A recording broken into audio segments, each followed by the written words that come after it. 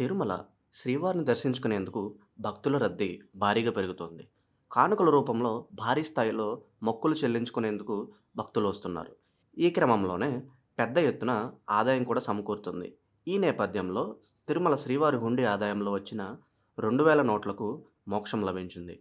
2,000 నోట్ల మార్పిడిలో ఎట్టకేలకు తిరుమల తిరుపతి దేవస్థానం ప్రయత్నం ఫలించింది.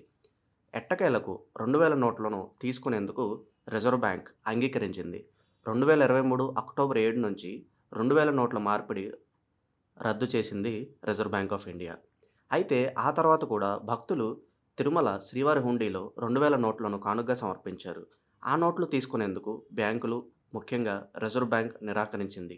ఈ నేపథ్యంలో రిజర్వ్ బ్యాంక్ అధికారులతో సంప్రదించి నోట్ల మార్పిడికి విజ్ఞప్తి చేసింది టీటీడీ. ఏడాది పైగా ఆర్బీఐ అధికారులను ఒప్పించి టీటీడీ అధికారులు 2,000 నోట్లను తీసుకునేలా చేసింది.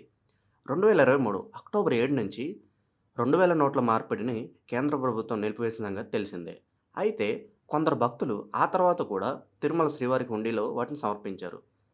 దీంతో ఆ నోట్ల మార్పిడికి అవకాశం కల్పించాలంటూ టీటీడీ అధికారులు పలుమార్లు ఆర్బీఐను కోరారు. ఎట్టకేలకు టీటీడీ విజ్ఞప్తికి సానుకూలంగా స్పందించిన రిజర్వ్ బ్యాంక్ ప్రతినిధులు నోట్లు తీసుకునేందుకు అంగీకరించారు.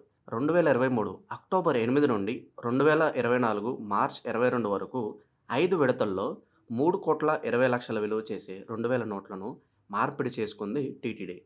ఇదిలా ఉంటే 2016లో జరిగిన నోట్ల రద్దు సమయంలో టీటీడీ హుండీ ద్వారా వచ్చిన సుమారు 50 కోట్ల నోట్లను రిజర్వ్ బ్యాంక్ తీసుకోలేదు. దీనిపై టీటీడీ పాలక మండలి కేంద్ర ఆర్థిక శాఖ దృష్టికి తీసుకెళ్లినా ప్రయోజనం లేకుండా పోయింది.